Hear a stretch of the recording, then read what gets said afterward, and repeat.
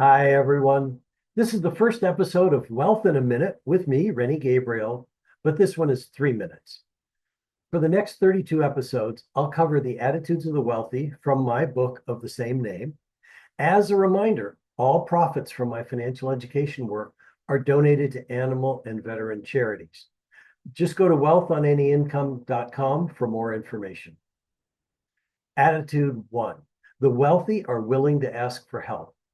Many people would say that a person who would go from broke at age 50 to multimillionaire in a few years might have some insights on creating wealth.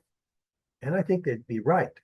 I guess I was fortunate to learn in my 40s that if I were to grow emotionally, financially, and any other way, it was not going to be done alone. When I was very young, however, at age 5 or 6, I was a latchkey child.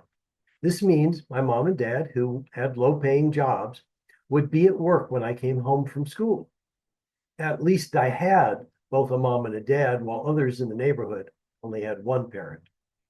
From this early age, I made up the idea that if something I needed or wanted, it was up to me to create it alone.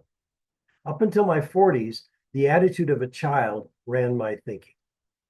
The transformation came in a seminar where I needed to help create a PERT chart, that's PERT, a PERT chart, and had no idea how to do it. I requested from the group that anyone who knew how to do this to please help me. Well, this was a breakthrough in two ways. First, I was willing to ask for help. Second, the person who offered to help me was someone I considered to be the biggest nerd in the seminar that I wanted nothing to do with. It turns out he was an aerospace engineer who often created PERT charts for his work, and he turned out to be a wonderful human being, and we remained friends for years.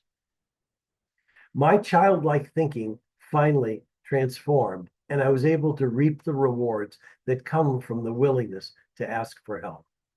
Now that I've created wealth, I can hire people to do things for me. They may be things that I can do on my own, but it may be very inefficient for me to do that. In the next episode, we'll talk about how hiring help is often the most efficient thing to do. And here's a question for you that gives you an opportunity to grow personally. In what areas do you need to ask for help? This is Wealth in a Minute with Rennie Gabriel.